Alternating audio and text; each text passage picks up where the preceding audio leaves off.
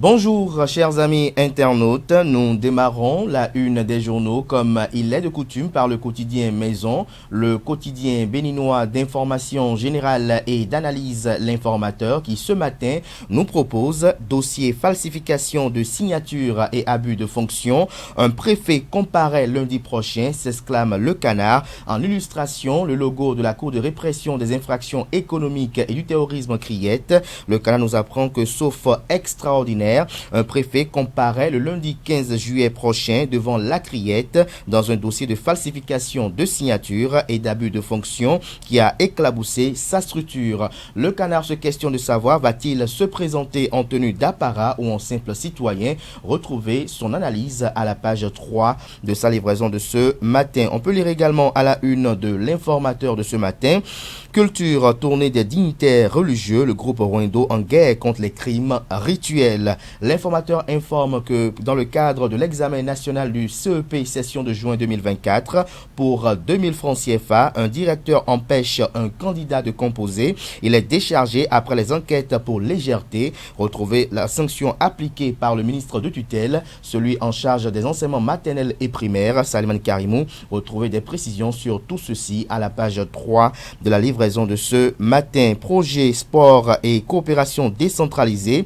Le nouveau pacte de Luc Setonji Atropo, maire de la ville de Cotonou et président de l'Association nationale des communes du Bénin ANCB avec les jeunes de Cotonou. Retrouvez des précisions sur cette activité dans les colonnes de la parution de ce matin de l'Informateur. L'oreille droite, comme à chaque parution, vous invite à découvrir dans les colonnes de sa parution les productions journalistiques des étudiants en formation sur les différents campus de l'ESAE, l'école supérieure d'administration, d'économie, de journalisme et des métiers de l'audiovisuel qui a ses campus dans les villes de Cotonou, Abomey-Calavi et Parakou. Le quotidien national d'information ce matin en manchette s'intéresse à la visite du ministre sénégalais de la Justice au Bénin. De meilleures perspectives envisagées pour l'OADA. Le Canada nous apprend que le ministre de la Justice du Sénégal, président du Conseil des ministres de l'Organisation pour l'harmonisation en Afrique du droit des affaires OADA, séjourne au Bénin. Il a été reçu ce mardi 9 juillet en audience par le garde des Sceaux, Yvon Détienou, pour des échanges portant sur l'essentiel sur l'organisation et les perspectives envisagées pour son meilleur fonctionnement. En illustration, les photos des deux gardes des Sceaux. Retrouvez plus de détails sur leurs différents échanges et également les propos tenus par le garde des Sceaux du Sénégal à la page 3 de la livraison de ce matin. Il s'agit bel et bien du quotidien de service public. On lit également à la une de la Nation de ce matin. Préparatifs de l'édition 2024 des festivités du culte oraux dans le département du Plateau.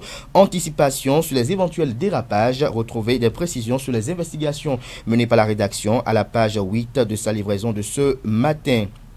Fraternité parle de la visite de travail en Angola d'Olusegun Adjadi Bakari, ministre des Affaires étrangères du Bénin, qui est un émissaire du président Patrice Talon auprès du président de la République angolais. Retrouvez des précisions à la page 3 de la livraison de ce matin du Canard qui nous informe du baccalauréat 2024 au Bénin. 56,93% contre 63,08% l'année dernière. Retrouvez les statistiques département par département et commune par commune à la page 2, autant pour moi, de sa parution de ce matin. Ouverture d'un centre de perfectionnement. Lambert Félix Filijo apporte la solution aux formations professionnelles. Le quotidien Le matinal à présent, bac 2024, le taux d'admissibilité en baisse, 56,93% contre 60,03% en 2023. Le journal nous apprend que les candidats à l'examen national du baccalauréat session de juin 2024 sont désormais fixés sur leur sort. Comme annoncé, l'Office du baccalauréat a rendu public les grandes tendances le mercredi 10 juillet dernier. Selon les chiffres, le taux d'admissibilité au plan national est de 56,93%. Un taux en baisse par rapport à celui de 2023 qui était de 63,08%. Programme Gbesoké, la distribution des cartes SIM effectives, nous fait observer le matinal ce matin. Matin libre, quant à lui, parle de la lutte contre la corruption au Bénin.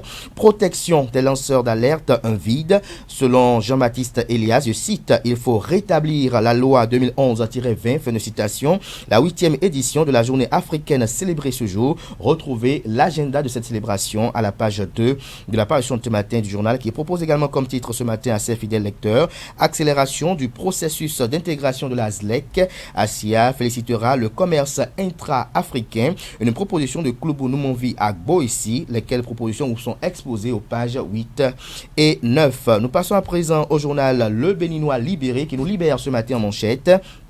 Deuxième réunion statutaire du Bureau national exécutif du parti politique Bloc républicain. Ablaye Biotchane préoccupé par la sécurité dans le septentrion et la poursuite de la tournée de réduction de comptes. On lit également à la une du même canard ce matin: célébration de la journée mondiale des populations JMP 2024. Le message du ministre du Développement Ablaye Biotchane, les activités prévues pour la cérémonie officielle à Parakou vous sont détaillées dans les colonnes de la parution de ce matin du journal. L'économiste, quant à lui, propose ce matin assainissement des communes du Grand Nokoué. Bientôt, le paiement de la redevance d'enlèvement des déchets. Retrouvez des précisions sur ceci à la page 3 de sa livraison de ce matin. Enquête sur le budget ouvert du Bénin. Les défis sur les 3 volets d'évaluation du processus sont exposés en page 10. Gaskiani Info, quant à lui, Bénin-Niger vers l'ouverture de la frontière. Qu'est-ce qui amène le canard à affirmer ceci ce matin en manchette? Élément de réponse à la page 2 de sa livraison du jour. Démission ou non du directeur général de l'Agence nationale d'identification des personnes ANIP au Bénin, Pascal Niamoulinda doit rompre le silence, estime le confrère de La Guérite. Le pays émergent ce matin, charivari autour du centre hospitalier international de Calavi. La vérité que le gouvernement talon a manqué de dire à la population béninoise. CHU d'Abomey-Calavi, au lieu de chic, cet hôpital est réservé pour une élite qui peut avoir accès et en bénéficier des services, estime le confrère. Nous passons à présent au quotidien Les 4 vérités.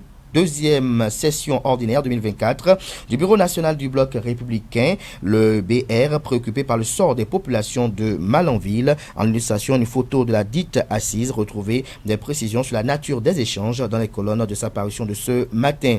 Pour absence irrégulière à leur poste de travail, 3 enseignants suspendus dans le département du Mono. Retrouvez des précisions en page 4. L'affiche du jour nous affiche ce matin à sa une, en attente d'un possible reversement annoncé par le gouvernement. Les aspirants au métier d'enseignant victimes d'un marché de dupes, se questionne le journal à sa une. Soleil levant ce matin, Assemblée générale 2024 de l'AIRF, couplée des rencontres Africa Cotonou, la CAL au cœur de l'économie régionale. Le président Rogatien Akouakou valorise le rôle des collectivités régionales, la CAL et les collectivités territoriales, un tandem au service du développement régional. Décret 2024-991 du 19 juin 2024 qui peut désormais accéder au cimetière au Bénin. Élément de réponse en page 4 de la parution de ce matin du journal, qui nous propose également comme titre à sa une: révolution numérique au Bénin, l'immatriculation des motos désormais simplifiée, terminer les longues attentes devant l'ANAT. Voilà l'essentiel à retenir de la présentation de quelques titres parus ce jour dans la presse locale. Les quotidiens sont disponibles dans les kiosques, également accessibles en ligne pour ceux d'entre vous disposant bien évidemment de site internet. Place à présent au bulletin. Merci pour l'attention, autant pour moi, chers amis internautes. L'habitude de ça nous prend parfois. Merci pour l'attention. On se retrouve tout à l'heure pour la pensée du jour.